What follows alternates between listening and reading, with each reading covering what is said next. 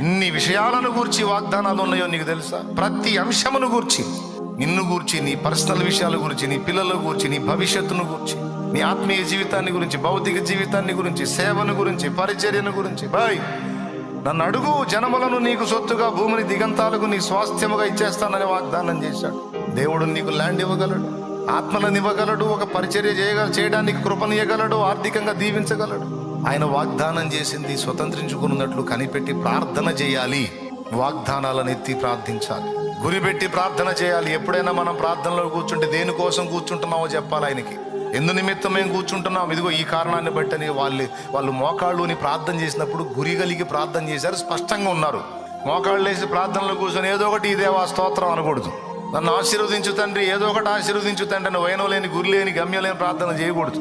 స్పష్టత ఉండాలి. దేవా, నీ ఆత్మ వరముల కొరకు, ఫలాని వరము కొరకు నేను ప్రార్థనలో కూర్చుంటున్నాను, నాకు ఆ వరముతో నింపు, నాకు అవసరం పరిచర్య కొరకు నేను అది వాడాలి.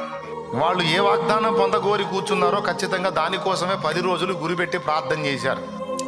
నువ్వు అన్నావు కదా, నా తండ్రి వలన మీకు చేసిన వాగ్దానం నెరవేరుస్తాను, నేను వాగ్దానం చేసింది మీ మీదికి వచ్చేంత వరకు మీరు కనిపెట్టండి అన్నావు కదా, నువ్వు వాగ్దానం చేసిందాన్ని మా మీదికి పంపు అని. పరిశుద్ధాత్మ కొరకు వారు 10 దినములు ఒకే అంశాన్ని గురించి ప్రార్థించారు. ఇంకక్కడ దేశాన్ని గురించి కానీ, ప్రజల గురించి కానీ, ప్రపంచాన్ని గురించి కానీ, వాళ్ళ ఆత్మీయ జీవితాన్ని గురించి కానీ ఏం లేదు.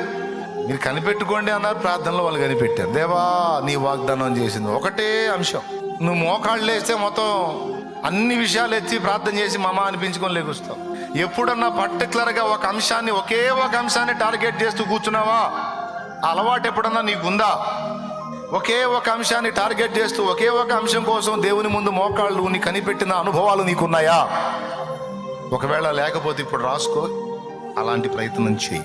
సంబంధిత అంశం కోసం మాత్రమే నువ్వు ప్రార్థనలో కనిపెట్టి ప్రార్థించు. దాని విషయంలో దేవుని కార్యం జరగకపోతే అప్పుడు అడుగు. కనిపెట్టి అదే పాయింట్ కోసం ప్రార్థన చేయాలి. దేవుడి కార్యం జరిగేంత వరకు కనిపెట్టుకొని కూర్చోవాలి పట్టుదలగా. ఆ ఏకాగ్రత దెబ్బతీయడానికి ఎన్నో విషయాలు తీసుకొచ్చి పెడతాడు సైతాన్. అవేవి పట్టించుకోకూడదు. వాగ్దానం నెరవేర్చాలి, నువ్వు కదిలితేనే కానీ కార్యం జరగదు ప్రభా అని మంకు పట్టుబట్టి కూర్చోవాలి దేవుని ముందు. సేవకులైన, విశ్వాసులైన బలమైన కార్యాలు చూడాలా, బలమైనటువంటి సేవ చేయాలంటే అలాంటి మొండితనం రావాలి.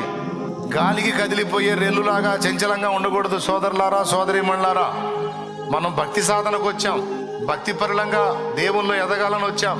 కాబట్టి ఈ విషయాలు తీవ్రంగా తీసుకోవాల్సిందే. ఈ వీడియో మీకు నచ్చినట్లయితే తప్పకుండా లైక్ చేయండి, మరియు ఇలాంటి మరిన్ని వీడియోల కోసం మా ఛానల్ సబ్స్క్రైబ్ చేసుకోండి.